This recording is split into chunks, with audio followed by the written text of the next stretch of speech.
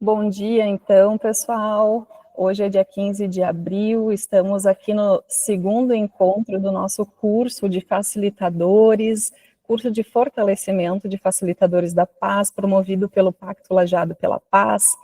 E hoje o nosso encontro vai ser para que a gente possa conversar um pouquinho sobre disciplina positiva e práticas restaurativas, né? Então, o que a gente encontra aí de confluências, conexões e possibilidades.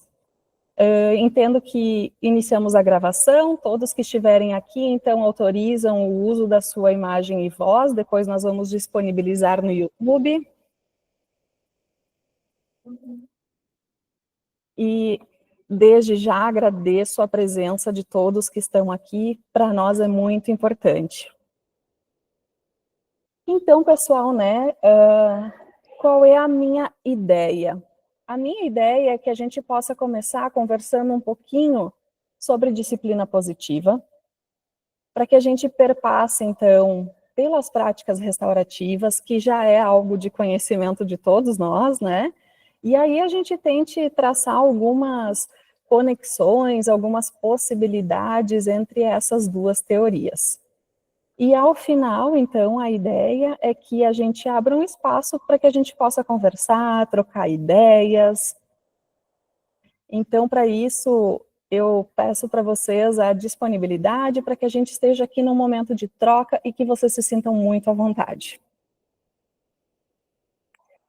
E a primeira coisa que eu já quero perguntar para vocês podem me ajudar colocando no chat, ou se alguém quiser abrir o áudio, para me dizer o que vem à mente de vocês quando vocês pensam na palavra disciplina.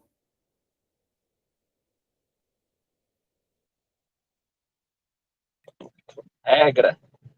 Regra, isso, o Flávio falou, a Núbia também. A Alessandra, orientação, a Clarice diz rotina, regra, ordem, Daniele.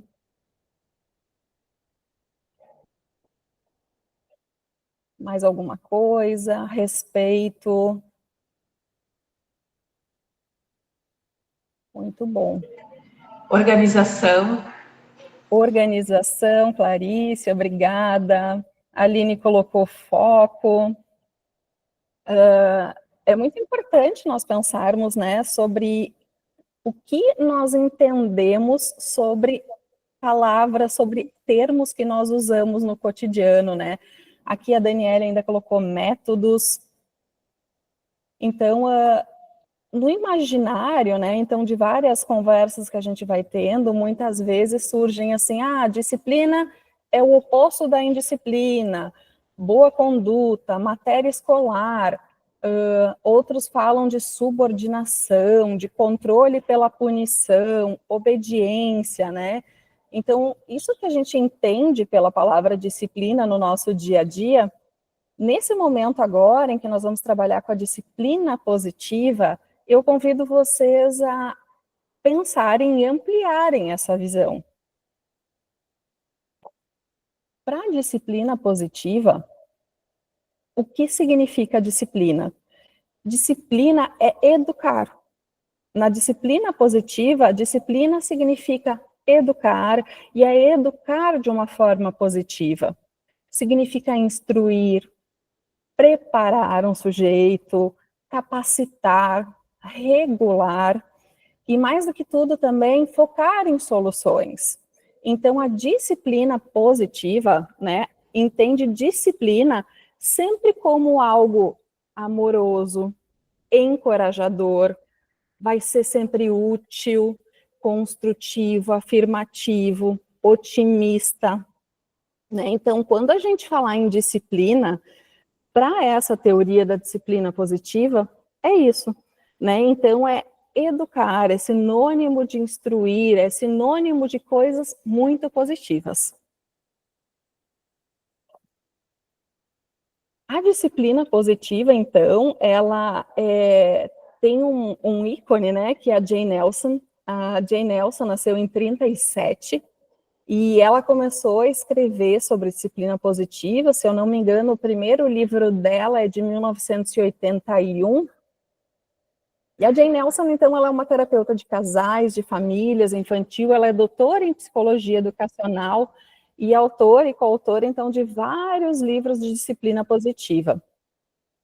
O que ela entende como disciplina positiva, então, né? E vocês vão ver que nos livros da Jane Nelson, ela aparece, e sempre vai aparecendo também outras pessoas.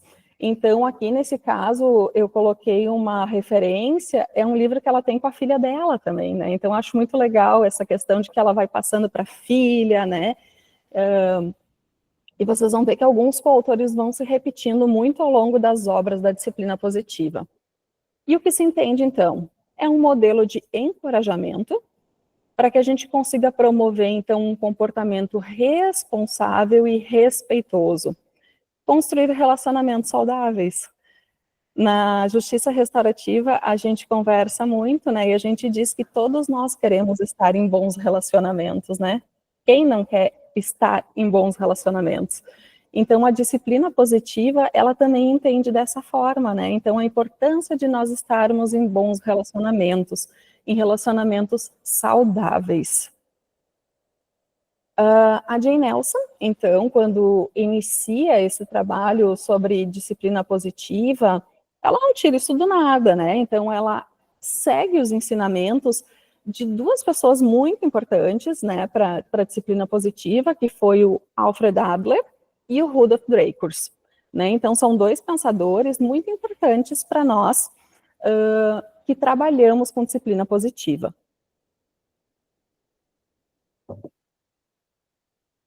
Quem foi Adler, então? Adler, ele foi um médico, um filósofo e um psicólogo, que então foi fundador da segunda escola vienense de psicoterapia. Adler até não é tão conhecido.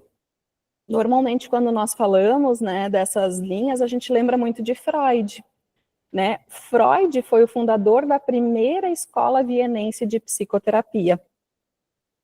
Adler era uns 14 anos mais jovem do que o Freud, eles são contemporâneos, então viveram na mesma época, e Adler foi convidado pelo Freud para fazer parte dos círculos de trocas e de conversas entre eles, porque na época, então, eles não estavam, eles estavam procurando mais, né? Eles procuravam mais dessa psicoterapia, eles procuravam mais, e eles discutiam muito sobre isso, tinham os círculos, as sociedades das quartas-feiras, inclusive, e o Freud considerava o Adler uma das mentes mais aguçadas daqueles encontros.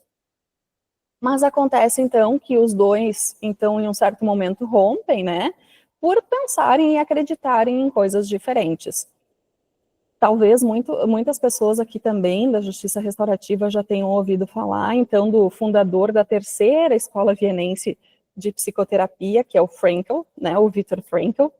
Ele escreveu um livro que eu sempre indico, e eu acho que é um livro muito marcante, que é Em Busca de Sentido. O Frankl, ele tenta entender, ele viveu durante a Segunda Guerra Mundial, ele foi para campos de concentração, e ele tenta entender por que algumas pessoas, né, submetidas a tantas dificuldades, imaginem um campo de concentração, por que algumas, então, conseguiam se manter firmes, né? E ele entende que o propósito está por trás disso. Né? Então, as pessoas que têm um propósito forte, elas têm mais chances, então, de sucederem, né, de serem bem-sucedidas.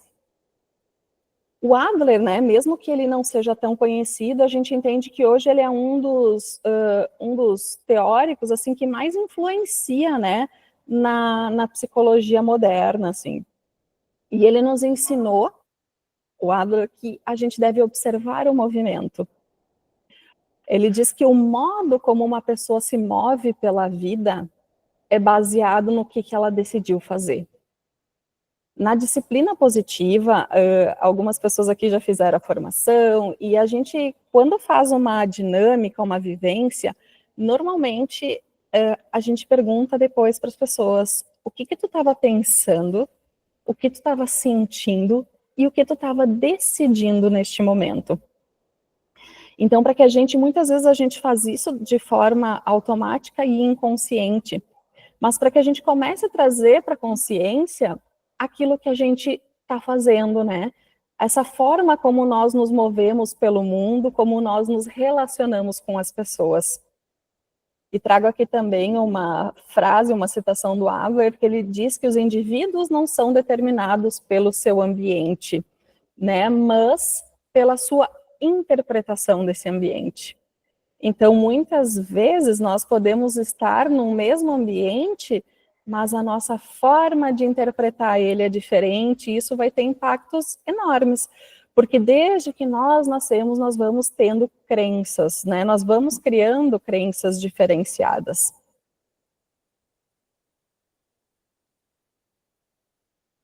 Depois que Adler falece, né, a gente tem o Dreyfus, que especialmente continua difundindo, então, esse sistema da psicologia individual.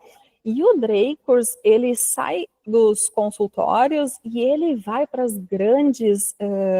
grandes encontros, reunindo pais, reunindo educadores para trabalhar sobre, então, a educação positiva, a disciplina positiva.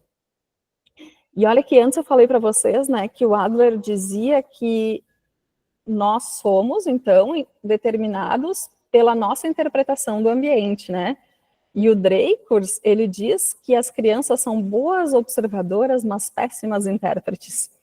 Então, muitas vezes, né, a criança pode ser muito literal, não entender que um momento de exaustão nosso, ele só é um momento de exaustão e não significa que nós não amamos eles, né? Então, importante nós cuidarmos também da nossa forma de nos comunicar. Então, o Dreyfus, ele defende uma abordagem de liderança responsiva e firme, né? Tanto nas escolas, em casa, para que a gente consiga ajudar as crianças a desenvolverem, então, um senso de aceitação e contribuição. E depois a gente vai voltar a falar sobre isso. Essa aceitação e essa contribuição que são tão importantes para a disciplina positiva, assim como para as práticas restaurativas, né? Essa aceitação tem a ver com pertencimento. A gente sabe que o pertencimento ele é muito importante para que a gente consiga se colocar no mundo. Nos livros, então, da Jane Elson, e quando vocês forem, né, quem for se aprofundar um pouco na questão da disciplina positiva, talvez vá se aprofundar também em Adler, né, e nos princípios adlerianos. E aqui eu gostaria de, né, ter um tempinho com vocês para que a gente possa estar discutindo alguns princípios para que a gente siga adiante. Um dos princípios adlerianos é a necessidade de pertencimento ou aceitação, a gente usa nos dois termos, né? Que é conexão e amor incondicional. É eu saber que eu pertenço, independente do que estiver acontecendo, que eu sou um de vocês, que nós podemos estar juntos, que nós conseguimos juntos, né? Eu faço parte, né? Então isso é muito importante. E não é só para as crianças, né? A gente às vezes vincula muito a disciplina positiva com crianças, né, e adolescentes, mas isso é para todos nós. Nós adultos também queremos ser aceitos, nós queremos fazer parte, nós queremos ser pertencentes.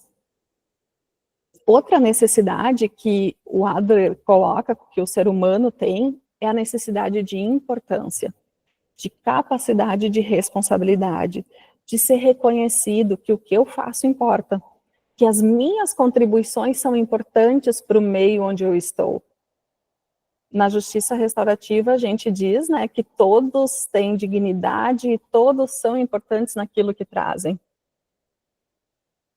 Quando a gente fala de pertencimento e aceitação e importância para Adler, nós entendemos que quanto maior, então, o senso de pertencimento e de importância de uma criança ou de um adolescente ou de um adulto, menores são os desafios de comportamento. Então, quanto mais nós conseguimos fazer com que a pessoa se sinta pertencente, se sinta importante, mais a gente consegue diminuir os desafios de comportamento. E algo que ao longo do tempo a gente vai vendo é que nós partimos de uma lógica em que a gente sabe que na história, né, a gente vai de um extremo para o outro muitas vezes, né? Nós saímos de uma lógica, muitas vezes, de uma educação vertical, né? Uma educação na qual, se nós pensarmos, especialmente nós mulheres, há um tempo atrás, né? Muito pouco tempo atrás, se nós formos pensar, nós não podíamos trabalhar, nós não podíamos, então, nós sempre éramos dependentes ou do pai ou do marido, né? Porque eles tinham a posse sobre nós. Se nós nos divorciássemos, nós não poderíamos estar com os nossos filhos. Nós tínhamos uma lógica vertical muito forte, uma lógica de educação em que aqui em cima estava o homem, aqui embaixo estava a mulher. Aqui em cima estavam os pais, aqui embaixo estavam os filhos. Então é uma lógica de educação que talvez para quem está em cima tá bom, mas e para quem está embaixo? E a gente com o tempo vai pensando assim, mas isso não tá legal, isso não tá dando certo. E aí a importância dos conflitos, né?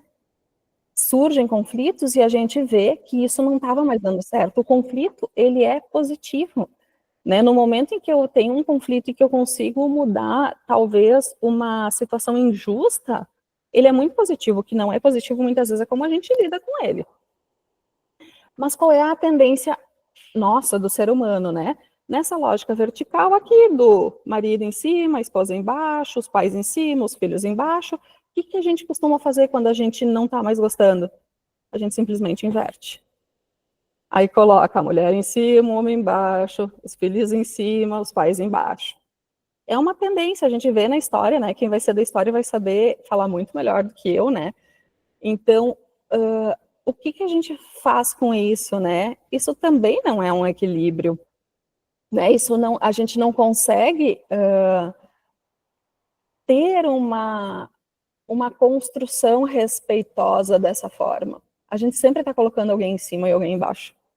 Quando a gente fala de disciplina positiva e de práticas restaurativas, nós não estamos falando numa lógica vertical, tanto assim quanto assim. Nós estamos falando de uma lógica horizontal, na qual todos nós estamos juntos, somos corresponsáveis, somos respeitosos, né? E com isso eu não digo, pessoal, que a gente vai aceitar tudo, tá? Então é muito importante nós entendermos que nessa lógica horizontal nós vamos buscar equilibrar gentileza com firmeza. Isso a gente usa na disciplina positiva, o termo gentileza com firmeza. Se vocês vão lembrar, na Semana da Justiça Restaurativa em 2011, se eu não me engano, nós usávamos esse símbolo, que é eu te acolho e eu contenho a tua violência. Então, é gentileza com firmeza. Não é só gentileza e não é só firmeza. É buscar esse equilíbrio. Com essas lógicas aí, com essas trocas dessas lógicas, né, que estava assim e virou assim, o que acontece? Muitas vezes a gente, antes assim, era muita firmeza, né, então esse pai, esse marido, né, e assim a gente fez, assim a gente tentou, então, colocar muita gentileza. Só que o que acontece, então, né, a gente esqueceu do equilíbrio, da gentileza e da firmeza, e a gente ama, e o que é muito importante, né, a gente ama nossas crianças, a gente ama os nossos adolescentes, mas a gente esquece de desenvolver o senso de importância delas. O que é esse senso de importância? É saber que eles contribuem, que eles são importantes para esse ambiente, que o que eles fazem importa, né? Então, assim, desde pequenos, por exemplo, uma forma de a gente desenvolver o senso de importância são as tarefas domésticas, claro que dentro do nível de condições deles, né, mas que eles se sintam importantes no nosso ambiente familiar. Então, a ideia é que, se a gente eleva o senso de pertencimento, de aceitação e de importância, a gente diminui os desafios de comportamento.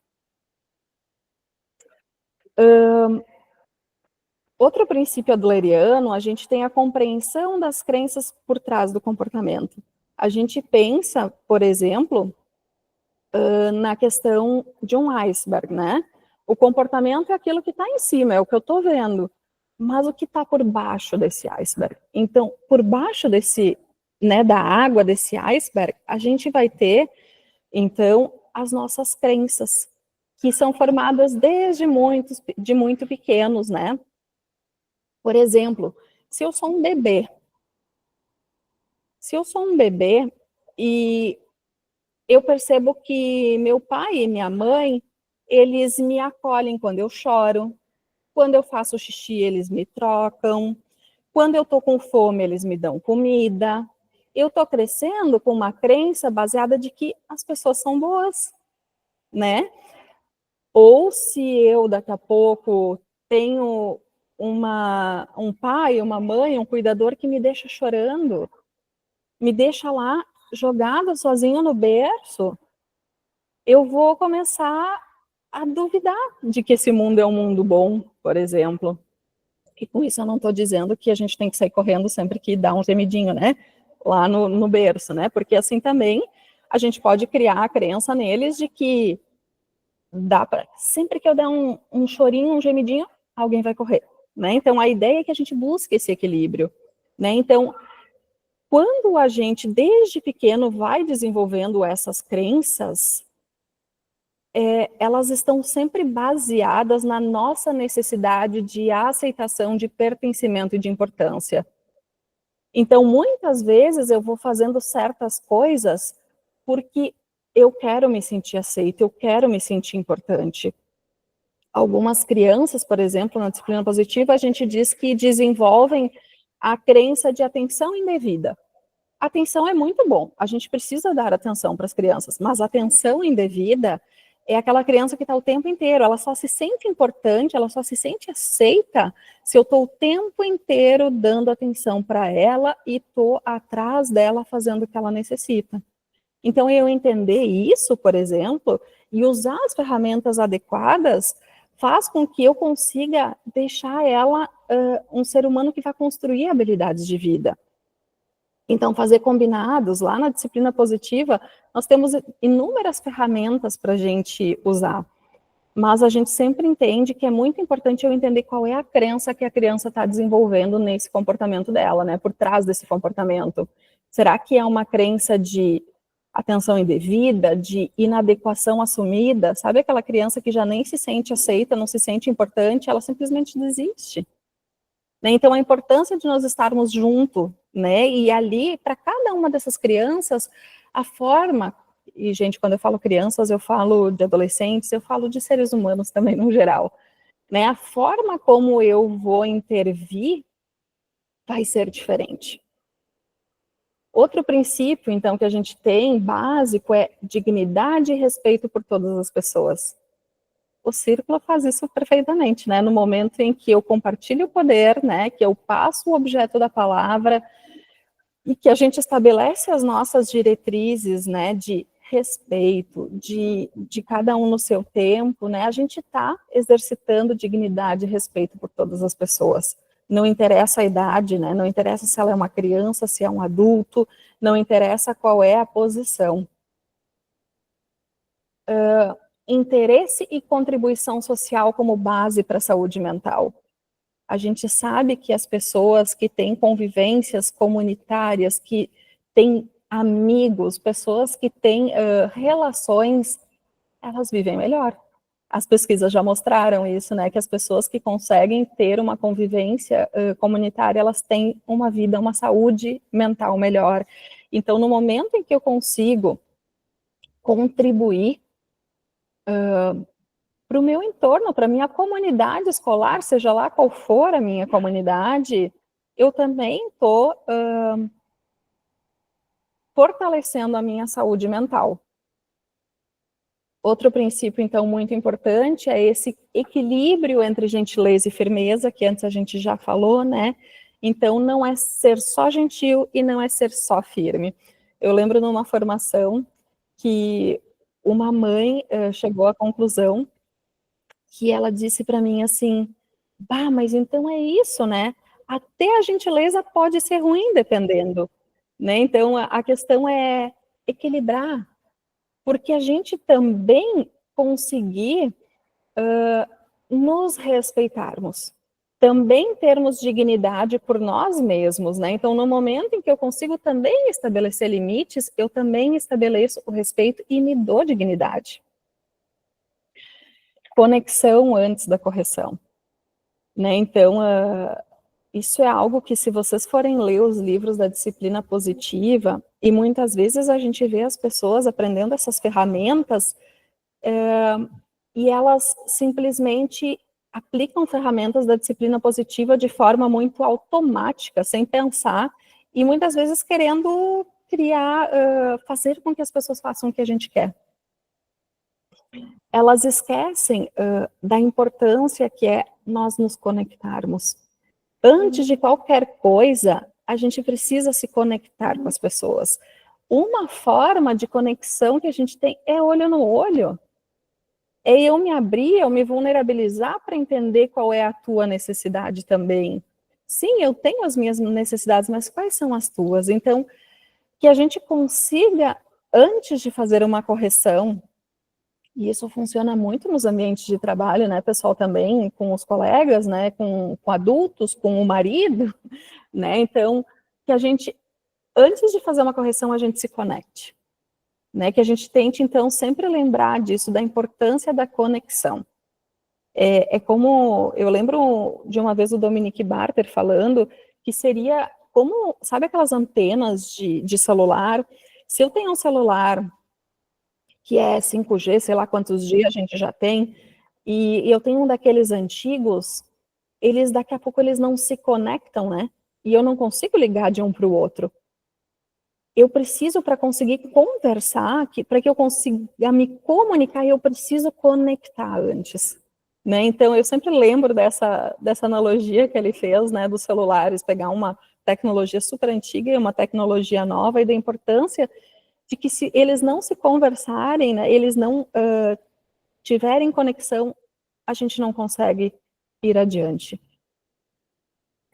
Outro princípio básico são os erros como oportunidades de aprendizado. Na justiça restaurativa, nós usamos isso o tempo inteiro, né? No momento em que eu entendo que pode ter havido um dano, né? Que pode, mas eu uso isso como uma oportunidade de aprendizado. Eu tento restaurar essas relações. A gente busca também, né, cooperação ao invés de competição. Né? Então, nós adultos, pessoas, seres humanos, muitas vezes a gente entra numa disputa de poder, né? A gente compete para saber quem pode mais. E nisso está todo mundo perdendo, né? Na mediação, a gente fala do ganha-ganha, né? Então, a importância de que todos estejam juntos, cooperando. Então, essa lógica horizontal, né, de educação, ela é uma lógica de cooperação. E foco em soluções, né? Então, erros acontecem, mas o que nós podemos fazer daqui para diante para construir isso, né? Então, é esse enfoque prospectivo.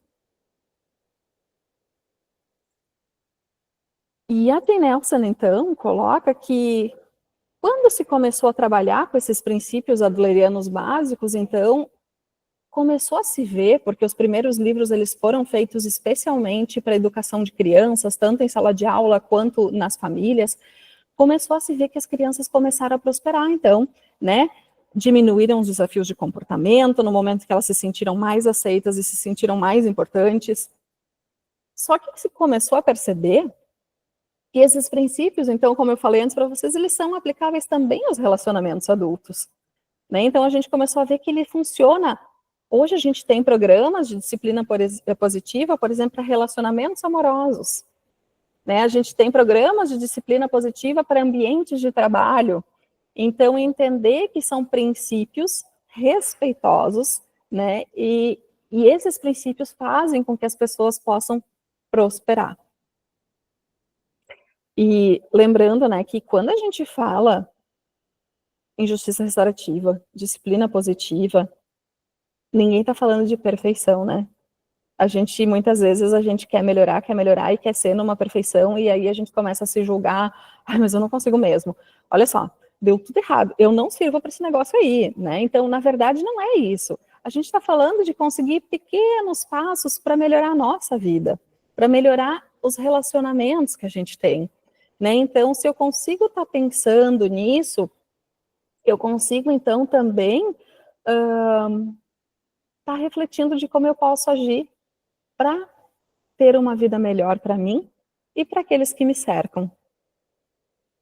E aí gosto muito dessa frase da Jane Elson e da Lynn Lott e do Stephen, que dizem então que nunca é cedo ou tarde demais para usar a disciplina positiva, porque ela é baseada em relacionamentos mutuamente respeitosos.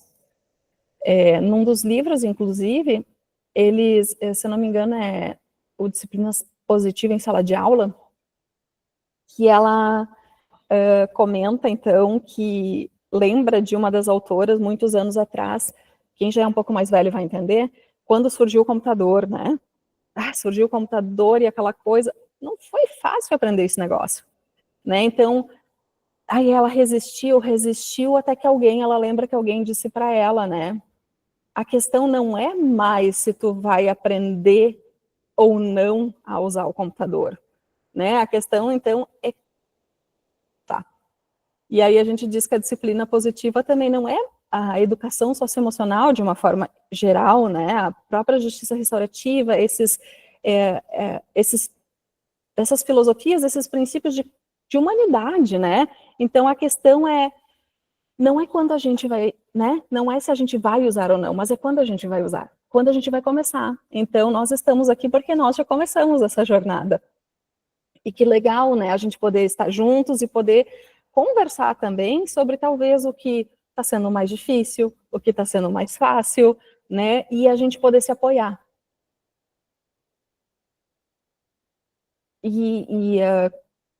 A Jane Elson, então, a Lynn Lott, especialmente a Lynn Lott, ela trabalha muito com questão de encorajamento também, e é incrível o trabalho dela. Elas falam muito sobre a importância, né? A transformação da sociedade começa a partir de nós mesmos, né? A sociedade, ela não vai mudar se a gente disser assim, agora muda, né? Mas é cada um de nós fazendo a nossa parte, né? E para fazer isso, elas dizem que nós temos a obrigação, não gosto muito da palavra obrigação, né? Mas que a gente precisa, então, aprender sobre o nosso estilo de liderança e o impacto que nós geramos nas pessoas. Muitas vezes a gente não se dá conta, né, das nossas atitudes e do impacto que nós geramos nas pessoas. Então, a gente começar a refletir sobre isso e entender qual é o meu estilo, né? E se daqui a pouco eu entender que ele não é um estilo tão legal assim, eu posso mudar, porque sim, né, até um tempo atrás a gente entendia que depois de uma certa idade as pessoas não mudam mais, a gente sabe hoje que a gente pode mudar a vida inteira, né, que o nosso cérebro, ele é plástico, né, a gente consegue aprender a vida inteira, mas a gente não muda a esmo, né, a gente diz, a gente não muda sem querer, então para isso nós precisamos ter uma palavrinha muito importante, intenção, e reconhecer os nossos padrões. Então, eu tendo intenção de mudar e eu reconhecer quais são os meus padrões, quais são os meus gatilhos, qual é o meu estilo, né? Eu penso que isso que a gente faz aqui é uma grande jornada de autoconhecimento, né? É a gente olhar para a gente mesmo e conseguir ser os nossos maiores laboratórios. E pensando nos nossos estilos e pensando naquilo que são os nossos padrões, talvez, né, as nossas crenças, eu trago aqui um pouquinho da janela da disciplina social, que é do Paul McCoy e do Ted Watchell, e faço também uma conexão com a disciplina positiva e os estilos parentais e de liderança.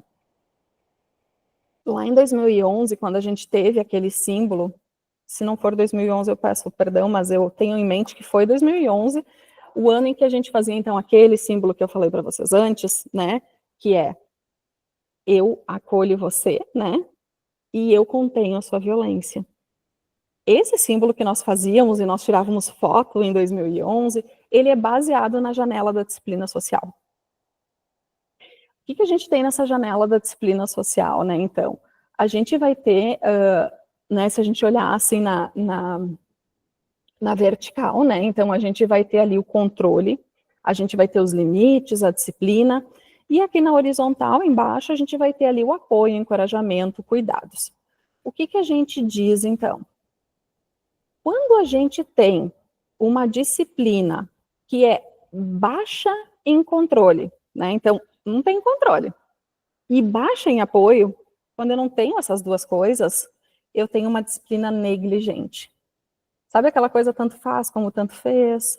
As crianças vão se criando, eu sou passiva, eu sou indiferente, eu não dou nem liberdade, eu não dou ordem, eu não faço nada enquanto adulto, né? Então, tanto faz como tanto fez. Então, quando a gente não tem, né? Então a gente tem baixo controle e baixo apoio, nós temos uma disciplina negligente. Agora, quando nós temos autocontrole e baixo apoio, é uma disciplina punitiva. Ou seja, eu dou ordens, eu estabeleço exatamente, mas eu não dou liberdade. Né? Eu crio rótulos, né? Eu tenho poder sobre a pessoa. Não é poder com, é poder sobre. Então, e essa disciplina que a gente tem aí, a punitiva, eu arrisco a dizer que a maioria de nós fomos criados numa lógica dessas, né? E não é por mal. É porque muitas vezes os nossos pais, os nossos professores, nós não tivemos outros modelos. E a gente repete muitas vezes isso sem pensar, né? Então, a questão de nós estudarmos para podermos também criar outros modelos. A gente também pode ter, segundo a janela da disciplina social, uma disciplina que ela é baixa em controle, mas ela é alta em apoio. Né? Então, eu dou liberdade, mas eu não dou ordem. Eu faço as coisas pelo outro, né? Eu não faço com o outro. Então, coitadinho, né? Ele não fez, né? Sabe aquela coisa mais permissiva? Lembrando que muitas vezes o que a gente fez, né, ao longo da história é sair daqui de uma disciplina punitiva para uma permissiva. E a gente busca, né, com essa janela da disciplina social, a gente busca o quê? Uma disciplina restaurativa, que ela é alta em apoio e ela é alta em controle. Eu te apoio e eu contenho a tua violência. A gente chama na educação parental, na disciplina positiva, né, de gentileza e firmeza. É um estilo parental respeitoso, é liberdade com ordens, né? Não é só uma coisa e não é só a outra, né? Então a gente consegue nesse momento encontrar um equilíbrio e aqui é ter poder com, né? Então a gente consegue nessa horizontalidade ter poder com as pessoas que estão conosco, né? Então a ideia é que a gente alcance um equilíbrio, né? Então tanto de apoio quanto de controle.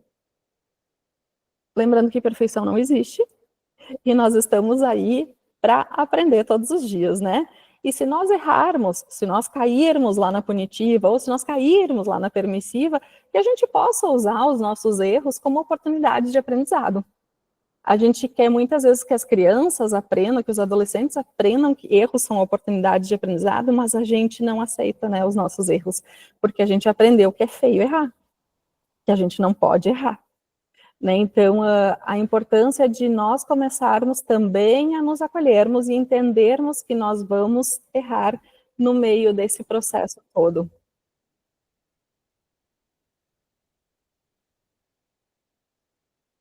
A gente também fala, assim, que na disciplina positiva muito, que a punição e a recompensa, elas são as duas faces da mesma moeda, né?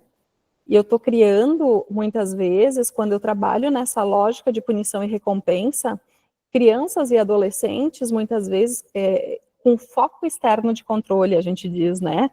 Ou seja, essa pessoa está sempre esperando de alguém, né? Ou uma punição, fiz algo errado, eu espero de alguém. É alguém de fora que vai me dizer que eu fiz errado. Ou a recompensa, né? Eu só vou me sentir bem se a minha mãe disser que eu estou fazendo bonito. Ou eu só vou me sentir bem se a minha prof me der um elogio. Eu só vou me sentir bem se meus colegas disserem que eu arrasei. Então, é aquela coisa, eu me torno sempre dependente de uma visão externa, né? Não é algo interno que eu mesma consiga entender que para mim isso é importante, né? Então, é esse foco externo de controle, né? Então, a gente diz o locus interno e o locus externo de controle. E eu gosto muito da Maiara, e a Maiara vai estar conosco daqui a uns dias também. Ela aceitou o convite para participar dessas nossas trocas de ideias aqui. E ela sempre diz, né, quando a gente agora pensando um pouco em justiça restaurativa, que a prática restaurativa também, né, a gente tem a disciplina positiva, a prática restaurativa ela pode tomar forma por diferentes métodos. Lembrando que a justiça restaurativa não é um método. Justiça restaurativa não é método. Muitas vezes no Brasil nós confundimos que, por exemplo, círculos de construção de paz. O círculo de construção de paz é um método. A justiça restaurativa é a filosofia. Eu posso fazer justiça restaurativa sem ter método. Assim como eu posso fazer um círculo de construção de paz e não ser restaurativa.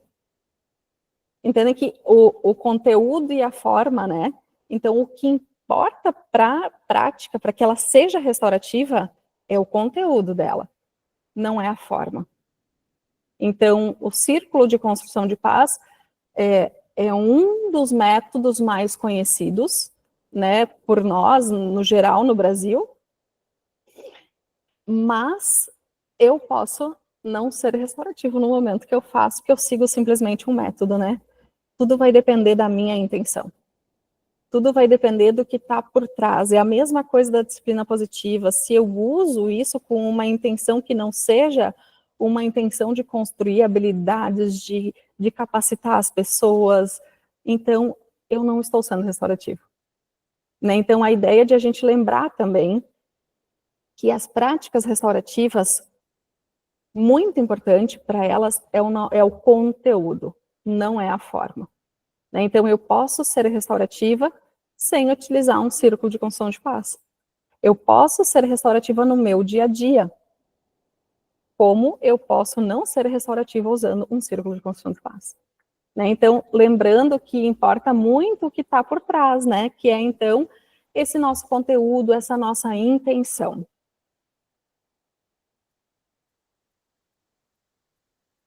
E agora, me encaminhando para o fim, para que a gente possa abrir um momento aí de conversa, eu quero trazer aqueles princípios adlerianos de novo, e fiz aqui algumas conexões lá com o livro, desculpe, agora eu esqueci, Círculos em Movimento.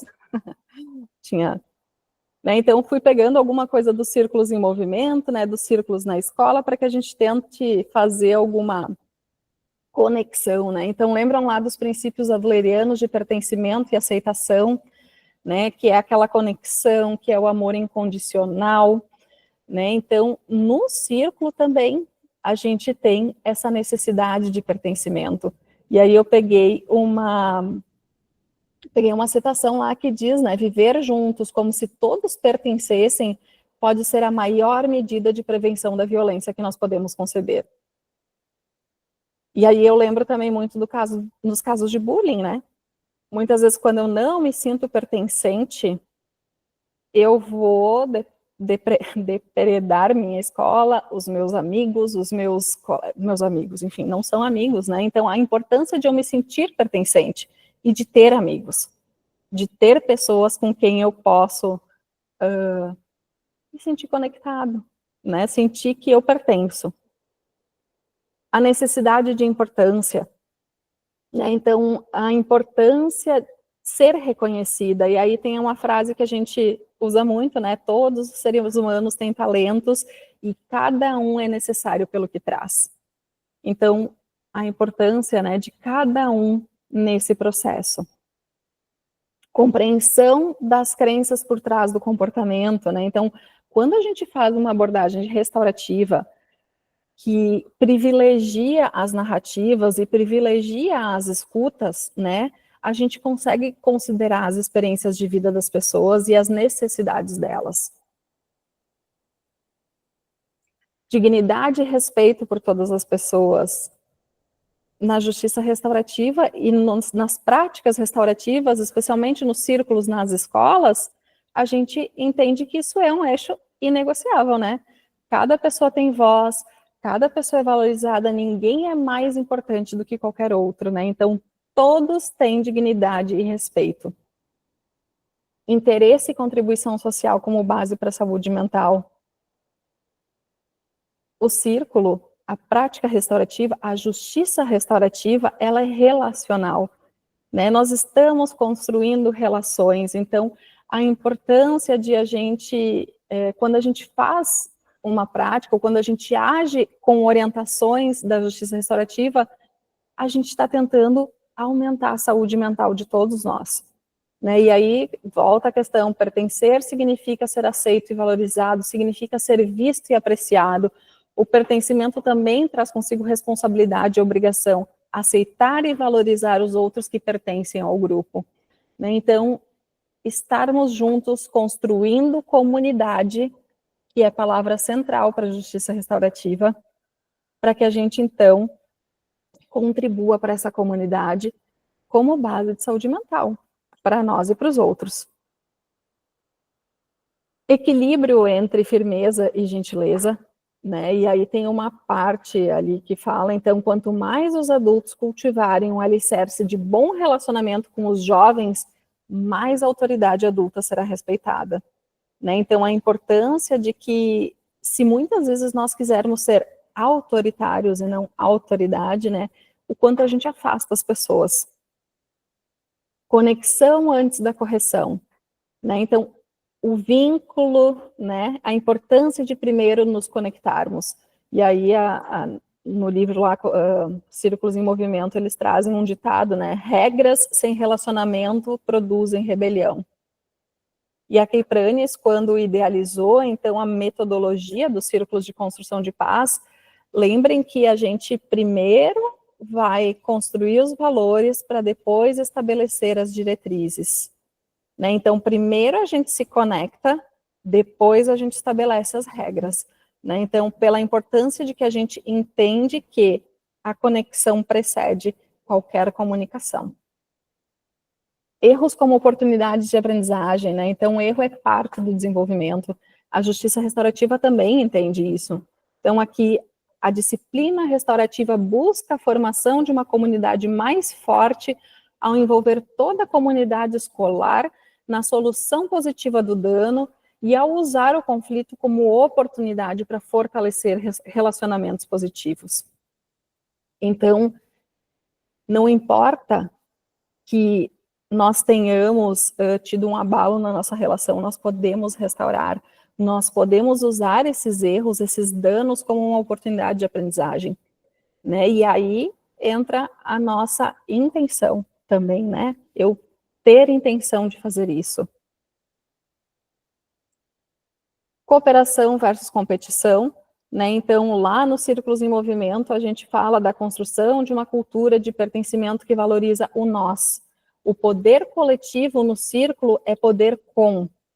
Então, decisões tomadas por consenso que não privilegiam qualquer ponto de vista ou posição. Né? Então, a importância de nós darmos voz para todos, né? Porque às vezes a gente acaba levando adiante algumas falas dominantes, né? Que não representam.